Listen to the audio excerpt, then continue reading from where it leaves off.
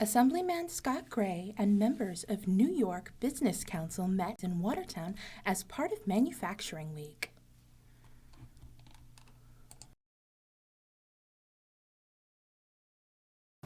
Yeah, I think, Knowlton kind of sets the standard, right? We've been around since 1808, before the city was incorporated. And so we've impacted, generational families here, in the Watertown area. And the plan is to continue on for another 217 plus years. So that's how we impacted, and it's having that partnership in the group within the manufacturing community. So, even bringing more manufacturing to the area, we believe is key, so that you get some of the competitiveness and, family members that can work at different places. So having manufacturing is key. So when I came here in 2018 and I talked with the leadership team, and then I started talking to the broader community, and I said, do you know what Knowlton does? Everybody thought just a paper mill, right? And so whether that's toilet paper or copier paper, that's what they thought we did. And I said, you know what, I've got to educate the public, the gem that's here, and products that they use every day that we make that nobody knows anything about. So as you saw on the tour, the friction media, the filtration media, and some of the other things, people here in Watertown use that every day. They just don't know that it's here. And that's part of the effort that I've been trying to do, is get the broader community to know what they have here, so that we can continue to invest in the company. People want to come work here because, hey, I make stuff that goes in the Chevy Corvette or whatever. It's that proud factor. So the Business Council is the state manufacturing association as well as the state chamber of commerce, and we do this tour to really highlight the importance of manufacturing to the state's economy. Manufacturing represents over 400,000 jobs in New York State, and it's a very challenging time to be in manufacturing, often due to well-intentioned but poorly thought out legislative policies and regulations that really make it harder for manufacturers to thrive in New York. When you do the tour, you really get a sense of how complicated and important each basically piece of a supply chain is, and how important it is that we preserve these very good paying jobs that are part of the global economy. And I would add on to that, when you get spec'd into like an OEM customer, automotive, generally those platforms are a 7-year platform. So if there's legislation that comes down that winds up impacting Knowlton, that could impact the entire automotive industry. So you think about the financial impact that could happen based on something that might happen within New York State that just impacts Knowlton. Global impacts too, right? You mentioned you had Yes. things that go out to India and all that kind of stuff. Yep, Europe, yeah, we sell across the globe, so yeah, it could have a global impact as well. Yep.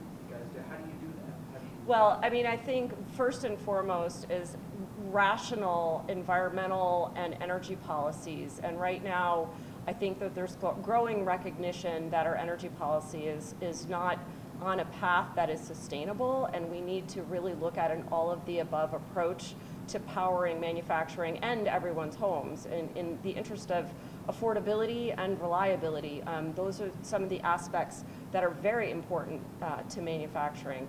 In addition to that, we certainly have very complex regulatory environment. The Business Council has been on spent the last 11 months conducting a statewide study of businesses across the state, along with the Economic Development Council, to look at what are some of the biggest factors that are slowing growth in New York, because we are not growing as fast as the rest of the country. In fact, in some areas we're losing steam, manufacturing being one of those.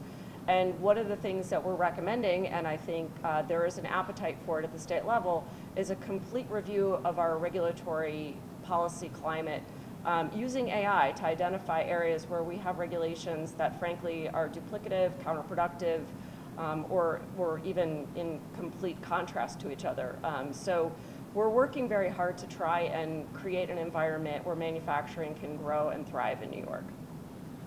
Anything you want to add to that, Senator? Yep, I will perfectly step right in on that. So first of all, let me thank the Business Council for being in the 116th Assembly District. This is their second stop. Yesterday was at Alcoa. Today is at one of our iconic facilities in Knowlton. And so thank you very much, Bill, for your hosting. So it is incredibly important that groups like the Business Council, along with elected officials, see firsthand what's going on with manufacturing, so we know the impacts of the policies that we're implementing on real world experiences, what's happening right here on the ground level. So It's important for legislators, it's important for advocacy groups and groups that represent these individuals out here to understand everything that's going on. So, as I always say, we spend the first 6 months of the year talking. We spend the second 6 months of the year looking, listening, and understanding what the impact is of our policies.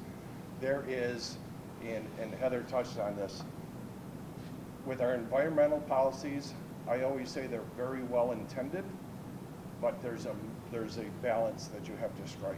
You have to strike a balance between doing the right thing for the environment, which we all support, but making sure that it doesn't hamstring the economy out there. And that's what we have to be very mindful of. Energy, we are working fast and furious.